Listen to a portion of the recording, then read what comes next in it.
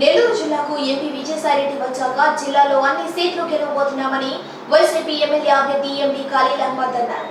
ఈ సందర్భంగా ఆయన మాట్లాడుతూ ముఖ్యమంత్రి సంక్షేమ పథకాలతో మరోసారి వైసీపీ అభ్యర్థులు గెలుస్తామని ఆయన జోసెఫ్ చెప్పారు.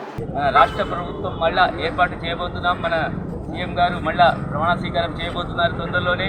మీరందరూ ఆశీర్వదించండి. ఎందుకంటే జగనన్న ప్రభుత్వంలో ప్రతి ఒక్కరు సంక్షేమ పథకాలు అభివృద్ధితో అందరూ సుఖ సంతోషాలతో ఉన్నారు ఇక్కడ అందరూ. అలాగే మన నెల్లూరు జిల్లాకి ఎంపీ విజయసాయిరెడ్డి అన్న వచ్చిన తర్వాత 7 అసెంబ్లీ స్థానాలు ఎంపీ స్థానం అత్యధిక మెజార్టీతో గెలవబోతున్నాం.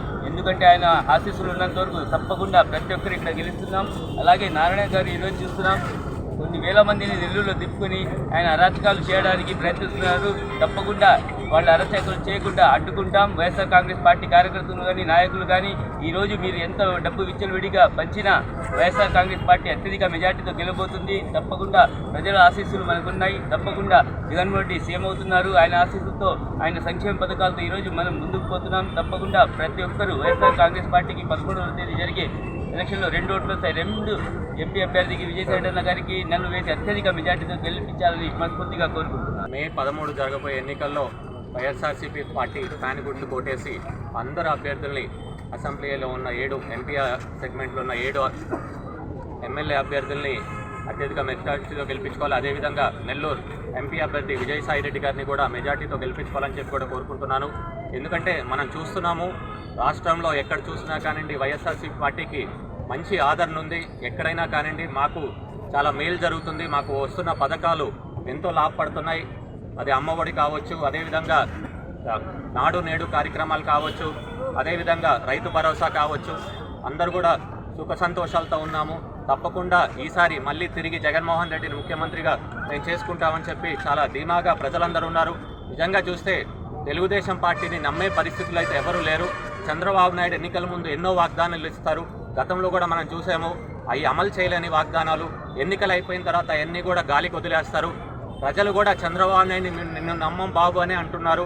తప్పకుండా ప్రజలు కూడా ఆలోచించి రాబోయే భవిష్యత్తు తరాలకి, భావి తరాలకి రాష్ట్ర భవిష్యత్తు అందరూ బాగుండాలంటే ఈసారి తప్పకుండా వైఎస్ఆర్సీపీ పార్టీకి ఫ్యాన్ గుర్తు కొట్టేసి అత్యధిక మెజార్టీతో గెలిపించుకోవాలని చెప్పి కూడా కోరుకుంటున్నాను.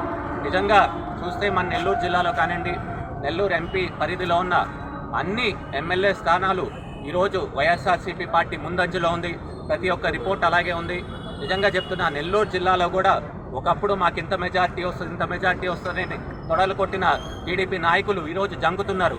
గత వారంలో చూస్తే ఒక్క వారం రోజుల్లోనే చంద్రబాబు నాయుడు గారు 2 సార్లు, అదేవిధంగా పవన్ కళ్యాణ్ గారిని ఒకసారి, అదేవిధంగా బాలకృష్ణను ఒకసారి, లోకేష్ను ఒకసారి తీసుకొని వచ్చారంటే వాళ్ళు ఓడిపోయినట్టే లెక్క. ఎందుకంటే ఎక్కడైనా బలహీనంగా ఉన్న నియోజకవర్గాలు తిప్పుతారు, కానీ బలంగా ఉన్న నియోజకవర్గాలు తిప్పరు. కాబట్టి అక్కడే అర్థమైపోతుంది, వాళ్ళు అక్కడే ఒప్పేసుకుంటున్నారు. నెల్లూరు సిటీలో తప్పకుండా నారాయణ గారు ఓడిపోతారు. ఎందుకంటే నెల్లూరు చరిత్రలో ఇప్పటి వరకు ధనవంతులు వేలాది కోట్లు ఉన్న వాళ్ళు ఇప్పటివరకు గెలవలేదు.